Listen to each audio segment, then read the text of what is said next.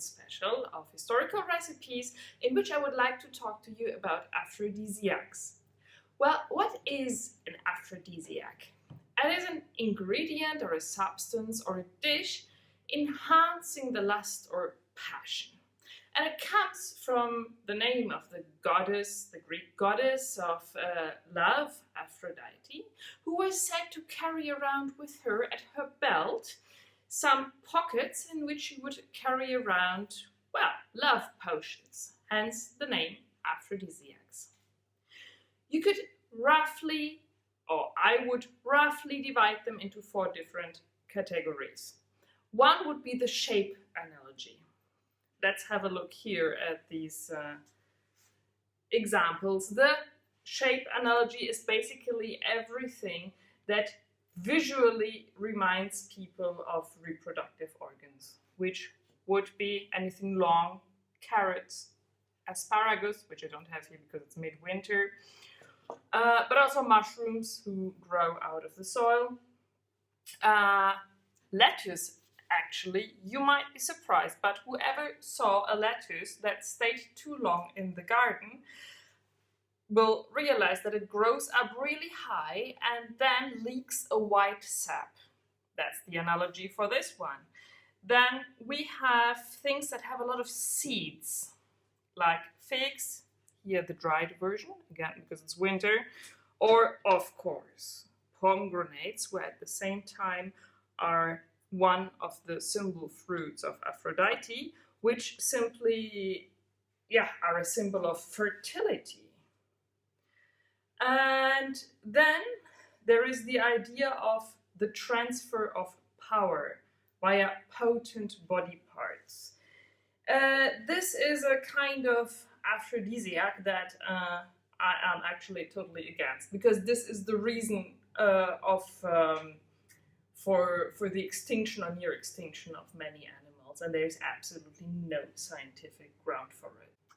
Then there's of course the sensual approach, meaning that, well, for once a dish is especially beautiful, but also that it's good smell. For example, incense or cinnamon oil, these kind of things were considered also aphrodisiac by smell. We know that at least the ancient Egyptians, if not people before, used incense for exactly that purpose.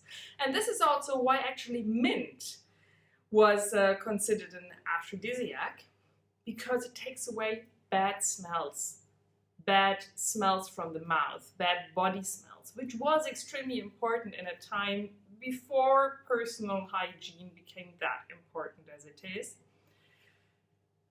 That was number 3. Now we have number 4, and this is substances with an actual effect, which can be either relaxing or stimulating. But a lot of these substances are often in overdosage toxic, and hence, therefore, sometimes actually illegal. Of course, I will not talk of these kind of substances here. We will only talk of nice, healthy, safe cooking ingredients. Now, a lot of the historical concepts of aphrodisiacs are derived from at the time, medical idea of the humours of the body, the so-called humorism, sometimes also called humoralism, which divides the body functions more or less into 4 categories, which is blood, yellow bile, black bile, and phlegm.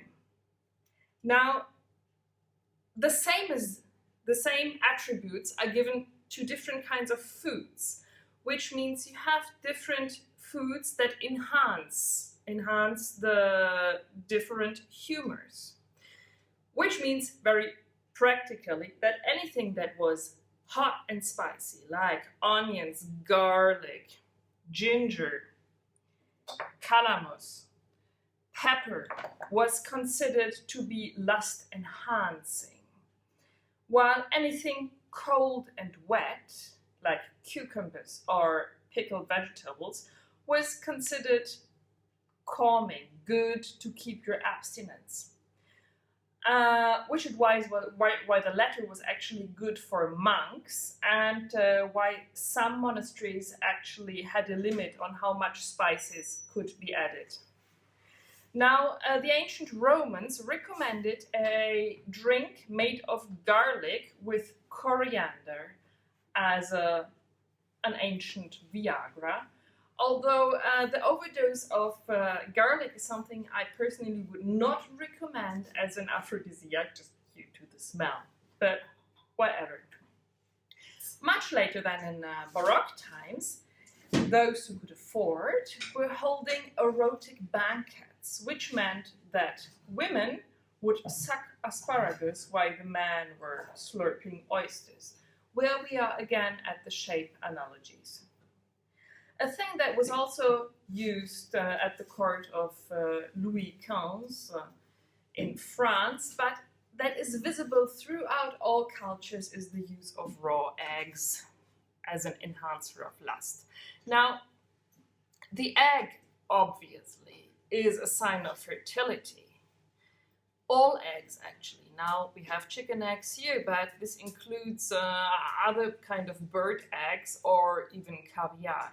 Now, the raw egg apparently has in many cultures, a special ability to enhance strength, but especially if it is mixed with alcohol. The eggnog is nothing else. And then, of course, the presentation of the dish is especially important. Because, well, the eye also plays a role. So let's have a look at the other things that we have here. First of all, there's parsley. Yes, parsley is also considered an aphrodisiac, but in huge amounts. And pregnant women should actually abstain from eating too much parsley because it's uterotonic and can lead to an abortion. The quince is another symbol fruit of Aphrodite and hence also considered aphrodisiac. Clary sage is a member of the sage family that can be infused into wine or, also used as a kitchen herb, but also most of all the essential oils are considered aphrodisiac. Roses, mainly because of the smell and because they were also the symbol flower of Aphrodite. These are dried rose petals that can be used in cooking or in teas. Yeah. Here we have poppy seeds that are, well, considered aphrodisiac due to its origin from the poppy plant, that is the same plant from which the powerful drug of opium is derived. So here we have nutmeg, that is another spice considered to be hot in terms of the humours. Now let's have a look at the menu that I created on this occasion with all these ingredients. I have added a few ingredients here that will go with our aphrodisiac menu, and one of them is here the chicken breast that we will stew together with quince. I've already cut that one up, which is one of the fruits of the goddess Aphrodite, and together with a lot of these wonderful aphrodisiac spices, wine. I forgot to mention earlier that actually one of the strongest aphrodisiacs known by man is alcohol. But of course, like everything else, in moderation. Now, I said chicken stewed with quince and spices in wine, accompanied by a salad made from lettuce, an aphrodisiac, as we know, the other fruit of Aphrodite, and some walnuts. Walnuts in itself are not really considered aphrodisiac, but because they are oily and full of calories, they are considered strengthening.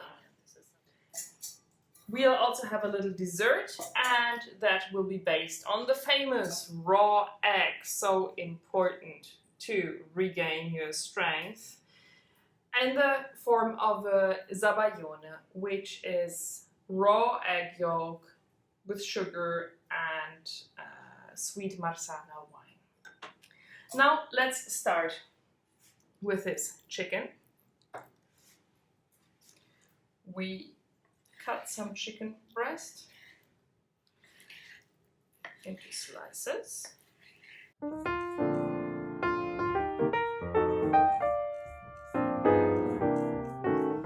We melt a good dash of butter in the pan.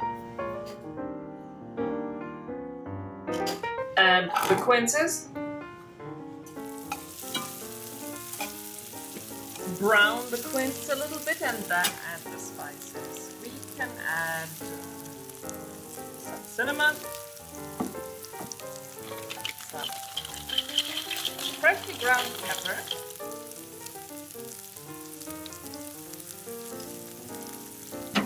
some ginger,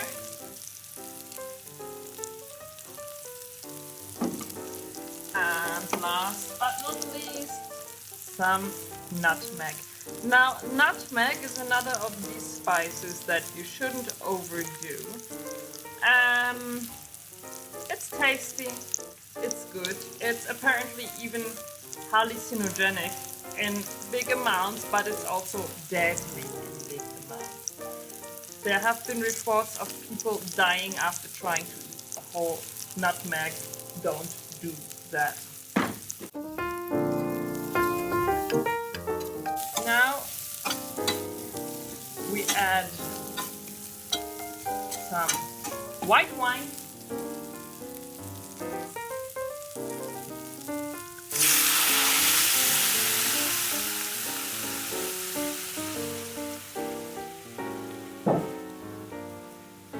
the chicken,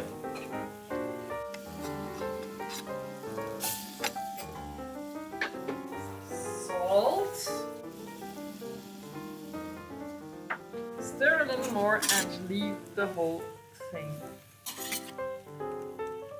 to cook.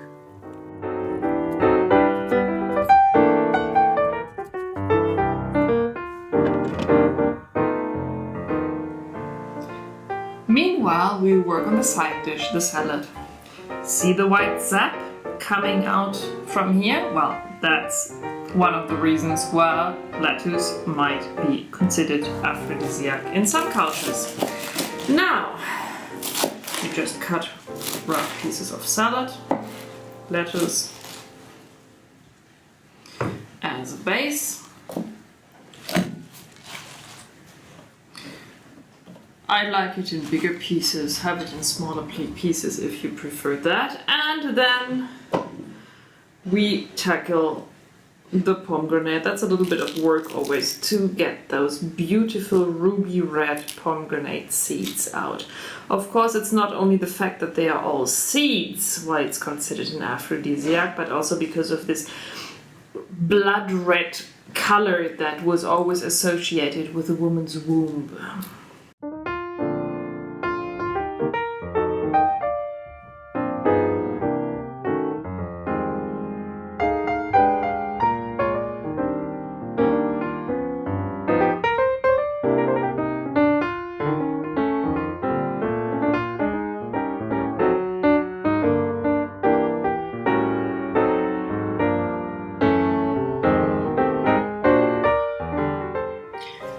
Let's make the zabaione. We divide the egg white from the egg yolks. Oops. There's one of our chicken that always lays eggs with very thin eggshells. They are always a little difficult to divide. Now,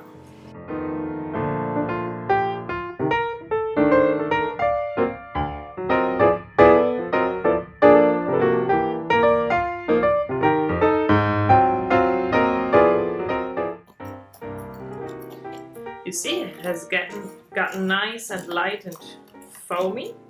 Now we add marsala, or a similar sweet dessert wine. With those 3 eggs, about 100 milliliters. That's a little less than half a cup.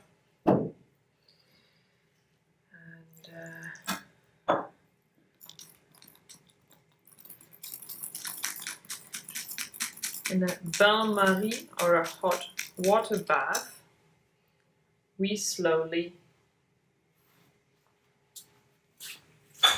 heat it.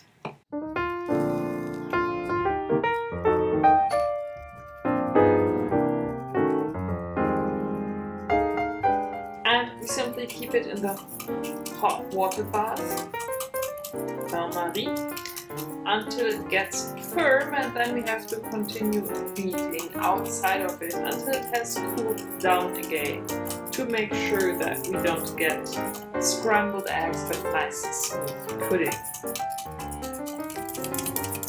You see we're getting the consistency wise. I'm turning the heat off now, and instead continue to beat the mixture a little bit outside to make sure that it cools down enough that at the bottom the egg won't stick.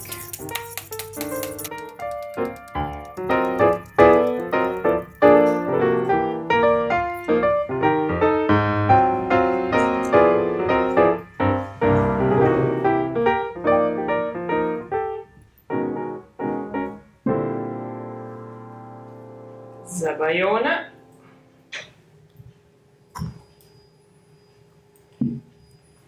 Now, apart from an aesthetic presentation, which is very important, the other thing is, of course, not to overdo things. An aphrodisiac meal should strengthen, but it should not overfill you, because there's nothing worse than digestion coma to courtship.